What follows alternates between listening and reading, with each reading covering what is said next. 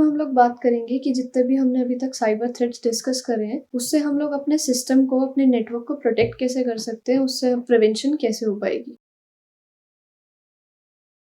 सबसे पहला वे जो हमारे पास है साइबर अटैक से प्रिवेंशन का, वो है आइडेंटिफाई योर वीकनेस। कोई भी मेथड इम्प्लीमेंट करने से पहले हमें पता होना चाहिए कि हमारी वीकनेस क्या है। वीकनेस को आइडेंटिफाई कैसे करेंगे? अगर आपका कोई बिजनेस है, आपकी कोई कंपनी है जो आपने ऑनलाइन होस्ट कर रखी है वेबसाइट, तो हम देखेंगे कि जितने भी क्लाइंट्स हैं वो हमारे नेटवर्क को एक्सेस किस तरीके से कर रहे हैं। एक बार हमें पता चल गया कि वो एक्सेस किस किस पॉइंट से कर रहे हैं, हम उन सारे पॉइंट्स को पासवर्ड प्रोटेक्टेड कर देंगे, सो दैट कोई अनआइडेंटिफाइड पर्सन जिसके पास वैलिड पासवर्ड नहीं है वो हमारे नेटवर्क को एक्सेस ना कर पाए। हम अपनी वीकनेस को अगर आइडेंटिफाई कर लेंगे तो हम उन पे प्रोटेक्टिव या प्रिवेंटिव मेजर्स लगा सकते हैं ताकि हम लोग साइबर अटैक से सुरक्षित रहे। अगला है हमारे पास इंस्टॉल एंटीवायरस सॉफ्टवेयर। ये तो एक नो ब्रेनर है कि एंटीवायरस सॉफ्टवेयर हमेशा वायरस से प्रोटेक्ट करते हैं। हम अपने सिस्टम्स में, अगर घर का भी कोई सिस्टम होता है तो उसमें हम लोग एंटीवायरस सॉफ्टवेयर इंस्टॉल करके रखते हैं। तो आपका बिजनेस नेटवर्क है जो आपने ऑनलाइन होस्ट कर रखी है कोई वेबसाइट, तो ऑब्वियसली उसके सिक्योरिटी के लिए भी हमें एंटीवायरस सॉफ्टवेयर की जरूरत पड़ेगी। नेक्स्ट आता है हमारे पास install perimeter security solution. Perimeter security क्या होता है? हमने जब नेटवर्क सिक्योरिटी आर्किटेक्चर पढ़ा था स्टार्टिंग के लेक्चर्स में, उसमें हमने देखा था कि हमारा कंपनी का जो भी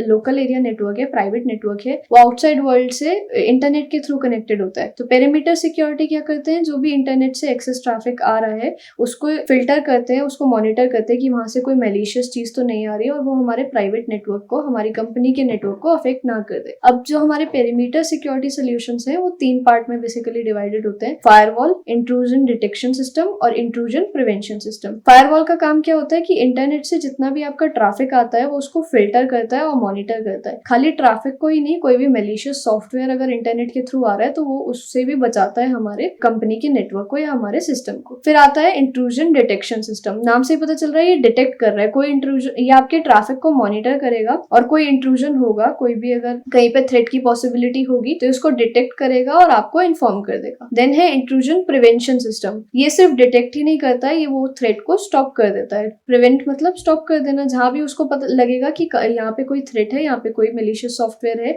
ये हमारे नेटवर्क को हार्म कर सकता है, उसको वहीं स्टॉप कर देगा। अगला वे है हमारे पास यूज स्पैम फिल्टर। स्पैम हमको पता है, हमने अभी ईमेल ट्रोजन्स के बारे में पढ़ा था। ज्यादातर आपके ट्रोजन्स वगैरह ईमेल के थ्रू स्प्रेड आउट होते हैं। स्पैम आपके अननेसेसरी अनसॉलिसिटेड मैसेजेस होते हैं। तो ये फिल्टर क्या करता है, जो भी आपके ऐसे अफेक्टेड मैसेजेस होते हैं, अनवांटेड मैसेज होते हैं, इनको फिल्टर आउट कर देता है, अलग फोल्डर बना देता है या उनको डिलीट कर देता है, ताकि जो यूजर का इनबॉक्स है उसमें इस तरीके के मैसेजेस ना आए और आपका जो यूजर होगा वो इन थ्रेट से बचा रहेगा। फिर आता है बैकअप और इंपॉर्टेंट डेटा। ऑब्वियसली बात है कि अगर इंपॉर्टेंट डेटा है तो उसको हमें बचा के रखना पड़ेगा। अगर बाय चांस कोई साइबर थ्रेट से हमारी कंपनी अफेक्ट हो जाती है, तभी भी हमको जो इंपॉर्टेंट डेटा है उसको बचा के रखने के वेज चाहिए। तो हम लोग चूज कर सकते हैं ऑनलाइन या ऑफलाइन, जो भी हमारे पास बैकअप सोल्यूशन होता है उनमें से। फिर हम एक बार हमने चूज कर लिया कि हम ऑनलाइन या ऑफलाइन बैकअप सोल्यूशन चूज करेंगे, तो हम लोगों को उसको शेड्यूल करना होगा कि रेगुलरली बैकअप होता रहे।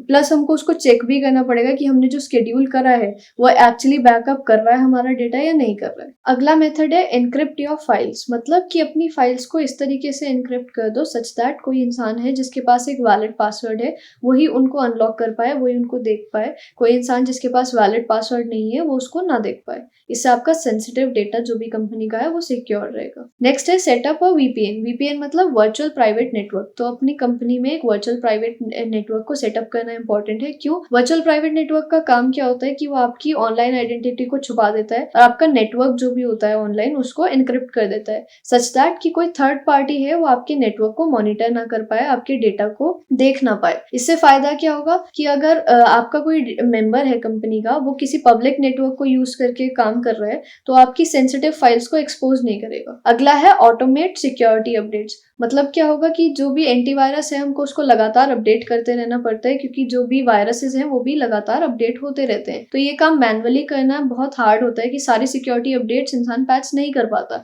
तो इट्स बेटर कि हम उसको ऑटोमेट कर दें कि वो खुद से ही अपडेट होने लग जाए। फिर है रिस्ट्रिक्ट टोटल एक्सेस। अगर आपकी एक कंपनी है तो जिस इंसान को काम करने के लिए जितना डेटा की जरूरत है उसको सिर्फ उतना ही डेटा मिलना चाहिए। पूरे के पूरे कंपनी के डेटाबेस का एक्सेस, सारी फाइल्स का एक्सेस हर इंसान को नहीं देना चाहिए। आपके जो इनर सर्कल है जिन पे आप बहुत ज्यादा ज़्यादा ट्रस्ट करते हो, सिर्फ उन्हीं को आपको कॉन्फिडेंशियल इन्फॉर्मेशन का एक्सेस देना चाहिए। अगर कोई एम्प्लॉय है तो उसको लिमिटेड एक्सेस हो, और कोई अगर हायर लेवल पे है, मैनेजर लेवल पे, सीईओ लेवल पे है, तो उसको कंपैरेटिवली ज़्यादा एक्सेस हो, और जो बॉस है उसके पास सारी एक्सेस हो। नेक्स्ट है मॉनिटर नेटवर्क ट्रैफिक। अपनी कंपनी में आपको ये मॉनिटर करते रहना पड़ेगा कि किस सिस्टम से कौन इंसान कौन सी वेबसाइट को एक्सेस कर रहा है। और लास्ट है रिव्यू योर सिक्योरिटी पीरियोडिकली, कि जैसे जैसे अभी हमने डिस्कस किया कि जो वायरसेस हैं वो एडवांस होते रहते हैं, तो आपको ये चीज़ ध्यान में रखनी है कि आपकी कंपनी में जो भी सिक्योरिटी मेजर्स हैं वो उन वायरस को टैकल करने के लिए अप्रोप्रिएट हैं या नहीं है। तो आपको इस चीज़ के लिए वेल अवेयर रहना पड़ेगा। That's all, thank you.